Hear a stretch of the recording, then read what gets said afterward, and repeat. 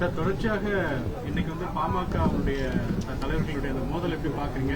குறிப்பா குருமூர்த்தி அவர்களும் இந்த பேச்சுவார்த்தையில போய் கலந்துக்கிட்டாரு அப்படின்றத எப்படி பாக்குறீங்க? பாஜகவுடைய பின்னணியில இதை பார்க்க முடியுமா?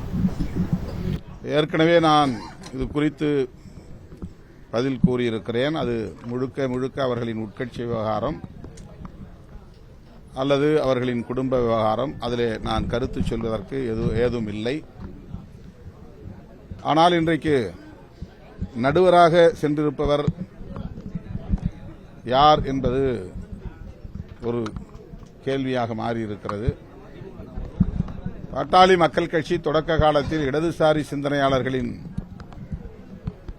ஏகோபித்த வரவேற்பை பெற்றது, ஆதரவை பெற்று வளர்ந்தது, எழுச்சி பெற்றது.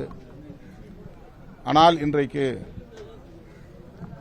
வலதுசாரி அரசியலுக்கு அவர்கள் முழுமையாக போய்விட்டார்கள் என்பதை உணர்த்தக்கூடிய வகையில் இந்த பஞ்சாயத்தார்களின்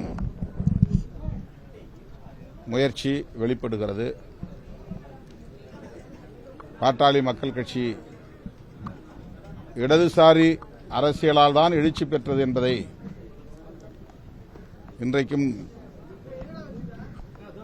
ஜனநாயக சக்திகளாக இருக்கிற அனைவரும் நன்கு அறிவர். ஆனால் அது ஒரு வலதுசாரி இயக்கமாக மாறிவிட்டது என்பது, அதன் அடிப்படையில் பஞ்சாயத்து செய்யக்கூடியவர்கள் இன்றைக்கு வெளிப்படையாக அம்பலமாகி இருக்கிறார்கள் என்பது தமிழ் மக்களுக்கு வெளிச்சமாகி இருக்கிறது. தமிழக வாழ்வுரிமை கட்சித் தலைவர் வேல்முருகன் விஜய் அவர்களுடைய அந்த உதவித்தொகையை கடுமையாக விமர்சனம் செஞ்சிருக்கிறாரு. பெண் பிள்ளைகளை தவறா கூட்டிட்டு போயிட்டு இந்த மாதிரி கட்டி பிடிக்கிறது மாதிரிலாம் செயல்படுத்துறாங்க பெற்றோர்கள் அப்படின்னு சொல்லி அந்த கடுமையான விமர்சனத்தை எப்படி பாக்குறீங்க? தெரியல, என்ன சொன்னாரு, என்ன நடந்ததுன்னு தெரியல. விஜய் மாணவர்களுக்கு கடுமையாக விமர்சனம் பண்ணியிருக்காரு. தெரியல, அவர் எந்த கான்டெக்ட்ல சொல்லியிருக்கிறார் எனக்கு தெரியல. விஜய் அவர்கள் படிக்கிற பிள்ளைகளை ஊக்கப்படுத்தக்கூடிய வகையில் உதவித்தொகையை வழங்குகிறார். அது வரவேற்புக்குரியது.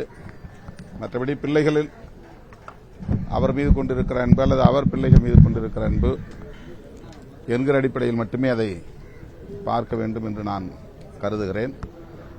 வேல்முருகன் அவர்கள் எந்த பின்னணியில் அந்த கருத்தை சொன்னார் என்பது எனக்கு புரியவில்லை. வருகிற ஜூன் 14ஆம்